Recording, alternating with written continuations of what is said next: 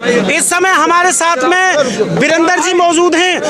Sir, क्या कुछ कहोगे जो बीएसपी के प्रत्याशी पर जानलेवा हमला हुआ है, आखिर वो कौन लोग थे? देखिए, इस चुनावी समर में इस प्रकार की बदतमीजी करना, गुंडों द्वारा हमला करवाना, ये एक लोकतंत्र की हत्या है। आज जहां महमूदपुर जादव हमारा अपना गांव है, हम जाति में विश्वास नहीं रखते, धर्म में विश्वास नहीं रखते। महमूदपुर जादव गांव का एक एक भाई, एक एक बहन हमारी बहन है। और जिन गुंडों का कोई अपराधी की कोई जाति नहीं होती। कुछ लोग चाहते हैं कि जातीय युद्ध हो। वीरेंद्र डाढ़ा का परिवार जातीय युद्ध नहीं करेगा। और इन गुंडों ने जो हमला किया है उसका प्रशासन उसका जवाब देगा। हम तो लोकतांत्रिक तरीके से धरना और प्रदर्शन करेंगे। हम तो भले और इंसान है, अच्छे इंसान है, लेकिन कोई ये ना समझे हम लोग कमजोर हैं। हमारे भाई पर जो हमला हुआ है, जो हमला इन लोगों ने कराया है, ये केवल चुनावी भय पैदा करना चाहते हैं। ये लोग, और इस चुनावी भय से हम डरने वाले नहीं हैं। लेकिन मैं बताना चाहता हूं महमूदपुर जादव के लोगों को कि इस तरह का हमला लोकतंत्र में नहीं करना चाहिए। ये लोकतंत्र की हत्या है। अरे मेरे गांव में जाओ, मेरे गांव में सारे प्रत्याशी गए, मेरे समाज में प्रत्याशी गए, कभी किसी ने ऐसा हमला नहीं किया। इस तरह का व्यवहार नहीं होना चाहिए। मोहम्मद जादव गांव के तो बच्चे से हमारा प्यार है।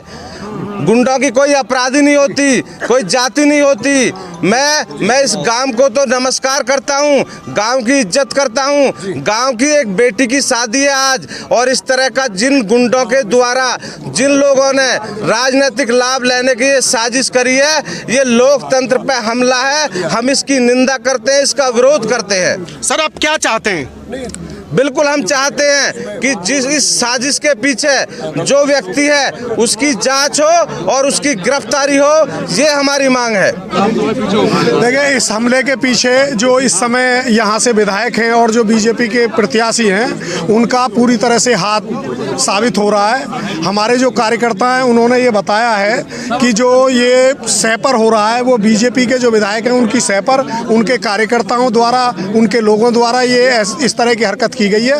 ये लोकतंत्र की हत्या है। इस तरह की हरकत नहीं होनी चाहिए लोकतंत्र में। लेकिन कुछ जो लोग हैं, यानी जो यहाँ से विधायक हैं, उनका काम है यहाँ पर भय बनाना। कुछ गांवों में मुझे जानकारी मिल रही है कि कुछ गांवों में जो दलित समाज के लोग हैं उन पर भी शिकंजा कसवाने का काम कर रहे हैं। पुलिस प्रशासन द्वारा शिकंजा कसाया जा रहा है या अपने गुंडों द्वारा शिकंजा कसाया जा रहा है। लेकिन इसकी मैं बार बार, यानी कि रघुपुरा के इर्द गिर्द के जितने गाँव हैं और जेवर में जितने इस तरह के गाँव हैं जहाँ पर इस तरह की घटनाएं हो सकती हैं, उनके लिए अब से मैं 1 महीने पहले अति संवेदनशील के लिए भारत निर्वाचन आयोग को लिख चुका हूं, उत्तर प्रदेश निर्वाचन आयोग को लिख दिया, जिले के जिला निर्वाचन अधिकारी को मैंने लिख करके दे दिया है। उसके बावजूद अभी तक हमको जिला प्रशासन की तरफ से, चुनाव आयोग के किसी अधिकारी की तरफ से हमको कोई जानकारी नहीं दी गई है। मैं बार बार फोन के माध्यम से जिले के कलेक्टर को, जो डीईओ हैं, जो एडीईओ हैं, मैडम एडीएम वंदिता श्रीवास्तव, उनको भी मैं कई बार कह चुका हूं कि हमारी जो अति संवेदनशील वाला उस पर क्या हुआ, उसकी हमको जानकारी दी है। प्रशासन कोई जानकारी नहीं दे रहा है। और इसका मतलब बड़ा साफ साफ है कि प्रशासन किसी भी तरह से यहाँ गड़बड़ी कराना चाहता है। प्रशासन की मिलीभगत से इस तरह की ये हरकतें हो रही हैं। अगर प्रशासन सशक्त होता तो इस तरह की हरकत नहीं होती। चूंकि चुनाव आयोग के निर्देश के बावजूद भी अगर लोकतंत्र की हत्या हो रही है तो ये हत्या कराना, ये बीजेपी के जो विधायक हैं, जो यहाँ से विधायक हैं प्रेजेंट, और जो प्रत्याशी हैं, उनके इशारे पर प्रशासन दबाव में काम कर रहा है। यहाँ पर कोई किसी तरह की लोकतंत्र की जो बहाली होनी चाहिए वो लोकतंत्र बहाल नहीं है। यहाँ पे गुलामी प्रथा लाना चाहता है विधायक। सर, जो जानलेवा हमला हुआ है बीएसपी के प्रत्याशी के ऊपर, हमें यहाँ सिक्योरिटी दिखाई नहीं दे रही।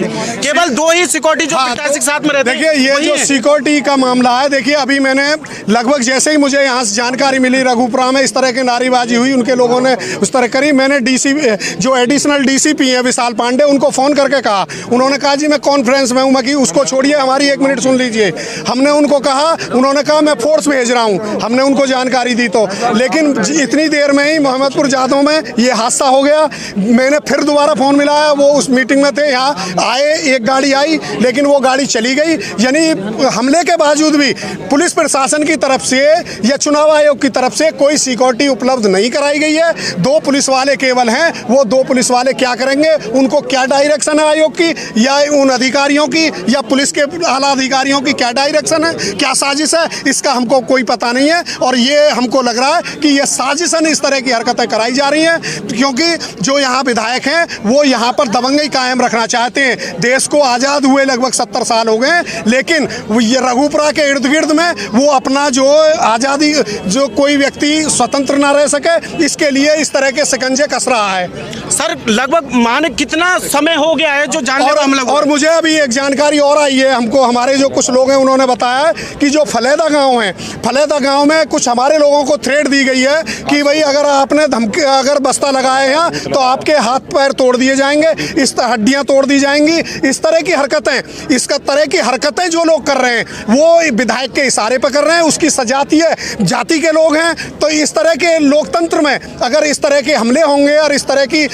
हड्डियां तोड़ देने वाले बयान आएंगे तो इससे जो लोगों को धमकाया जाएगा उससे निष्पक्ष चुनाव होने की कोई संभावना नहीं है। यानी लोकतंत्र की हत्या करने की पूरी साजिश है चुनाव आयोग की। जेवर रघुपुरा के गांव मेहमदपुर में बीएसपी के प्रत्याशी पर जो जानलेवा हमला हुआ है, जो भी हमारी बात हुई है, यहाँ के जो बीएसपी के प्रत्याशी नरेंद्र भाटी डाडा जी से भी बात हुई है, लक्ष्मी जी जो जिलाध्यक्ष हैं उनसे भी बात हुई है, और उनके भाई हैं वीरेंद्र डाडा, उनसे भी बात हुई है। जो लगभग काफ़ी समय हो गया है जानलेवा हमला हुआ है, लेकिन जो गाँव के हमारी उनसे भी बात हुई है, लेकिन अभी भी सुरक्षा यहाँ पर बढ़ाई नहीं गई है। और यहाँ पर जो लोग हैं, और वीरेंद्र डाडा जी से भी हमारी बात हुई है, अभी उन लोगों का और गाँव के मूल निवासी जो लोग हैं उनका कहना है कि जब तक हमें न्याय नहीं मिलेगा, प्रत्याशी बीएसपी के प्रत्याशी नरेंद्र भाटी डाडा जी को न्याय नहीं मिलेगा, जब तक ये यहाँ से उठने वाले नहीं हैं। जो भी आपकी कमेंट हो राय में जरूर दें।